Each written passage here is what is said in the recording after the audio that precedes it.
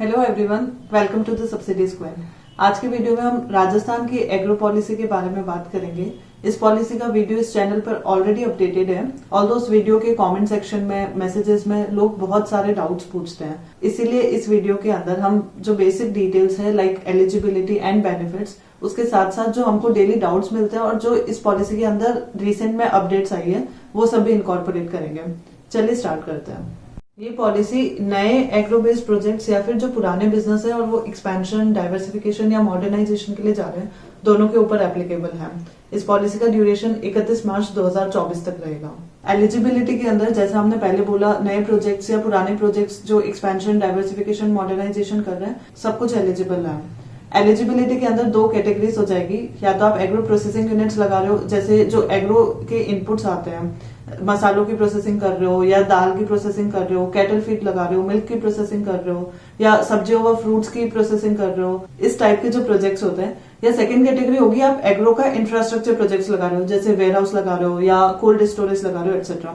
इनकी पूरी डिटेल आपकी स्क्रीन के ऊपर मेंशन है। अगर आप इनके अंदर से कोई प्रोजेक्ट लगा रहे हो तो आप इस पॉलिसी के अंडर सब्सिडी क्लेम करने के लिए एलिजिबल हो। इन एलिजिबल सेक्टर्स में बिजनेस की एक लिस्ट दी गई है। अगर आप जो प्रोजेक्ट लगा रहे हैं वो उन किसी बिजनेस में फॉल करता है तो आप इस स्कीम में बेनिफिट नहीं ले सकते। उसकी डिटेल आपकी स्क्रीन पे मेंशन्ड है। इसके अलावा जो भी चीजें मैं स्क्रीन पे शो कर रही हूँ वो आपको डिस्क्रिप्शन बॉक्स में पीडीएफ फॉर्मेट में भी मिल जाएगी। एलिजिबिलिटी चेक करने के बाद जो अगला इंपॉर्टेंट फैक्टर आता है वो आता है कि पॉलिसी में अप्लाई करने का बेनिफिट क्या है। इसके अंदर जो मेजर 4 बेनिफिट है वो पहला है कैपिटल इन्वेस्टमेंट सब्सिडी, यानी कि आप जो बिल्डिंग और प्लांट एंड मशीनरी में इन्वेस्ट करोगे उसका एक फिक्स परसेंटेज गवर्नमेंट आपको सब्सिडी के तौर पर देगी। दूसरा है इंटरेस्ट सब्सिडी, यानी कि अपना जो कैपिटल इन्वेस्टमेंट है, जो खर्चा है बिल्डिंग और प्लांट एंड मशीनरी, वो करने के लिए आप जो बैंक से टर्म लोन लोगे उस टर्म लोन के ऊपर इंटरेस्ट की छूट आपको सरकार की साइड से मिलेगी। तीसरा है इलेक्ट्रिसिटी की सब्सिडी या फिर सोलर एनर्जी अडॉप्ट करने की सब्सिडी।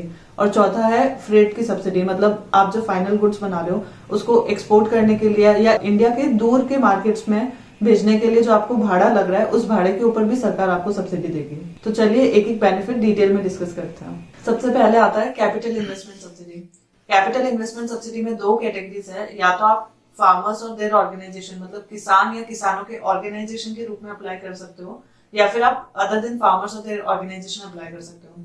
अगर आप फार्मर्स और देयर ऑर्गेनाइजेशन के तौर पर अप्लाई करते हो तो जो आपके प्लांट एंड मशीनरी और टेक्निकल सिविल वर्क की कॉस्ट आ रही है उस कॉस्ट का 50% और मैक्सिमम 1 करोड़ रुपए ये आपको कैपिटल इन्वेस्टमेंट सब्सिडी के तौर पर मिल सकता है।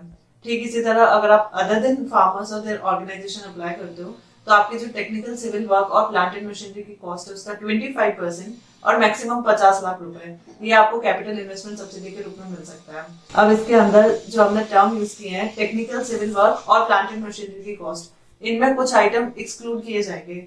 जैसे आप बिल्डिंग कंस्ट्रक्ट करवा रहे हो, उसके अंदर लेबर के क्वार्टर बनवा रहे हो, अप्रोच रोड बनवा रहे हो, कैंटीन बनवा रहे हो, तो ये सब आपकी सिविल वर्क की कॉस्ट में काउंट नहीं किया जाएगा।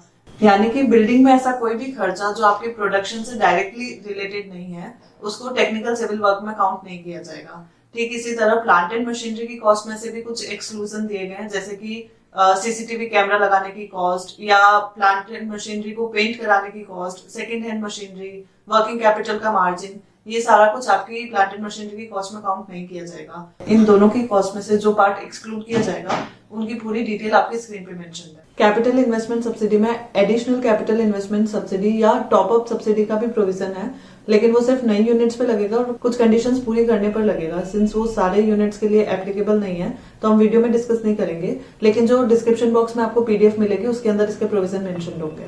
नेक्स्ट बेनिफिट आता है टर्म लोन के ऊपर इंटरेस्ट सब्सिडी। इसके अंदर अगेन दो कैटेगराइजेशन है, लेकिन ये कैपिटल सब्सिडी वाला नहीं है। कैपिटल सब्सिडी में जैसे farmers and other than farmers था, इंटरेस्ट सब्सिडी के अंदर agro processing units and agro infrastructure unit, ये दो कैटेगराइजेशन है। इन दोनों का जैसे हमने वीडियो के स्टार्ट में डिस्कस किया था, एग्रो प्रोसेसिंग यूनिट्स जो कि एग्रो के जो इनपुट्स आते हैं उनको प्रोसेस कर रहे हैं, और एग्रो इंफ्रास्ट्रक्चर यूनिट्स जो कि इंफ्रास्ट्रक्चर प्रोजेक्ट लगा रहे हैं, जैसे cold storage, warehouse etcetera. अगर आप एग्रो प्रोसेसिंग यूनिट लगा रहे हैं तो आपका जो टर्म लोन है उस टर्म लोन के ऊपर 5% ब्याज की छूट जो कि अगले 5 सालों तक मिलेगी और मैक्सिमम 50 लाख रुपए मिलेगी। अगर आप एग्रो इंफ्रास्ट्रक्चर प्रोजेक्ट लगा रहे हैं तो टर्म लोन के ऊपर अगेन 5% की छूट नेक्स्ट 5 इयर्स के लिए मिलेगी, लेकिन इसके अंदर मैक्सिमम लिमिट 1 करोड़ रुपए होगी। इंटरेस्ट सब्सिडी के अंदर भी एडिशनल इंटरेस्ट सब्सिडी का प्रोविजन है जो कि एडिशनल 1% मिलेगा 3 कैटेगरी की यूनिट्स को। उन 3 कैटेगरीज में नंबर 1, अगर आपकी यूनिट 100% फार्मर्स या एफपीओ, एफपीसी या सिमिलर काइंड ऑफ ऑर्गेनाइजेशन की ओन्ड है। सेकंड, आपकी unit 100% SC, ST, women entrepreneur या फिर यंग एंटरप्रेन्योर जिनकी एज 35 ईयर से कम है, उनकी ओन्ड है। और थर्ड कैटेगरी, अगर आपकी यूनिट की लोकेशन टीएसपी या बैकवर्ड एरिया में सिचुएटेड है। अगर आप इन 3 कैटेगरीज में किसी एक कैटेगरी में आते हैं तो आपको इंटर सब्सिडी में एडिशनल 1% का बेनिफिट और मिलेगा। तीसरा बेनिफिट है इलेक्ट्रिसिटी टैरिफ या फिर सोलर एनर्जी अडॉप्ट करने का बेनिफिट। इन दोनों बेनिफिट्स में से आपको एक बेनिफिट चूज करना होगा। अगर आप इलेक्ट्रिसिटी टैरिफ का बेनिफिट चूज करते हैं तो आपको बिजली की हर एक यूनिट पर 1 रुपए की छूट मिलेगी, जो कि अगले 5 सालों तक मिलेगी और हर साल की मैक्सिमम 2 लाख रुपए मिलेगी। अगर आप ये नहीं चूज करके सोलर एनर्जी अडॉप्ट करने की बेनिफिट चूज करते हैं तो आपको जो सोलर एनर्जी अडॉप्ट करने की कॉस्ट लग रही है उस कॉस्ट का 30% और मैक्सिमम 10 लाख रुपए की ग्रांट मिलेगी। फोर्थ बेनिफिट है फ्रेट सब्सिडी का, यानी भाड़े के ऊपर जो सब्सिडी मिलती है वो। इसके अंदर 4 कैटेगरी है। पहली, आप फ्रेश फ्रूट, वेजिटेबल्स या फूलों को एक्सपोर्ट कर रहे हो। सेकंड, फ्रेश फ्रूट, वेजिटेबल्स और फूलों को इंडिया के दूर के मार्केट्स में भेज रहे हो। तीसरी, मसाले या जो प्रोसेस्ड एग्री प्रोड्यूस होते हैं उनका एक्सपोर्ट कर रहे हो। और चौथी, रॉ एग्री प्रोड्यूस का एक्सपोर्ट कर रहे हो। अगर आप इन चारों कैटेगरीज में से कोई भी काम कर रहे हो तो कुछ कंडीशंस के बेसिस पे, जैसे कि आप बाय एयर या बाय सी रूट किस मेथड से भेज रहे हो, ऑर्गेनिक प्रोड्यूस भेज रहे हो या अदर देन ऑर्गेनिक प्रोड्यूस भेज रहे हो, या रेफ्रिजरेटेड कंटेनर्स का यूज कर रहे हो, ये सारी कंडीशंस के बेसिस पे सब्सिडी का अमाउंट डिसाइड किया गया है। उनकी डिटेल भी आपको या तो स्क्रीन पे मेंशन मिलेगी या जो पीडीएफ डिस्क्रिप्शन बॉक्स में लिंक है उसमें मिलेगी। बेनिफिट्स और एलिजिबिलिटी के बाद जो बेसिक कॉमन पॉइंट्स आते हैं जिनके ऊपर लोगों के डाउट्स भी बहुत आते हैं, उनमें सबसे पहला है कि क्या इस स्कीम में एलिजिबल होने के लिए ओन्ड लैंड होना कंपलसरी है या लीज लैंड पे भी काम कर सकते हैं। तो आंसर है कि लीज लैंड पे कर सकते हैं। उसके लिए आपकी मिनिमम 10 इयर्स की लीज होनी चाहिए और वो रजिस्टर्ड होना चाहिए। नेक्स्ट थिंग आती है कि कैपिटल इन्वेस्टमेंट सब्सिडी रिलीज कैसे होती है। तो ये 3 इंस्टॉलमेंट में रिलीज होती है। जो आपकी टोटल कैपिटल इन्वेस्टमेंट सब्सिडी है उसका 40%, 40% और 20% इस रेशियो में आपको 3 इंस्टॉलमेंट्स मिलेंगे।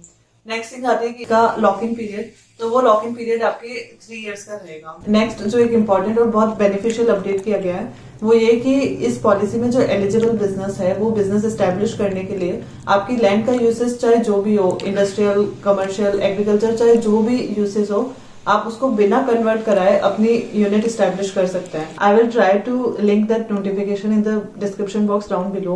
सो that's it for today's video. अगर पॉलिसी से रिलेटेड और भी कोई डाउट रहता है तो आप कमेंट सेक्शन में पूछ सकते हैं। और जो स्कीम का ब्लॉग आर्टिकल है, जो पुराना वीडियो है, वो सारा कुछ भी डिस्क्रिप्शन बॉक्स में मेंशन रहेगा। जो भी डिटेल आपकी स्क्रीन पर साइड में मेंशन थी वो एक पीडीएफ फॉर्मेट में डिस्क्रिप्शन में लिंक रहेगी, आप वहां से डाउनलोड कर सकते हैं। And we will see in the next video.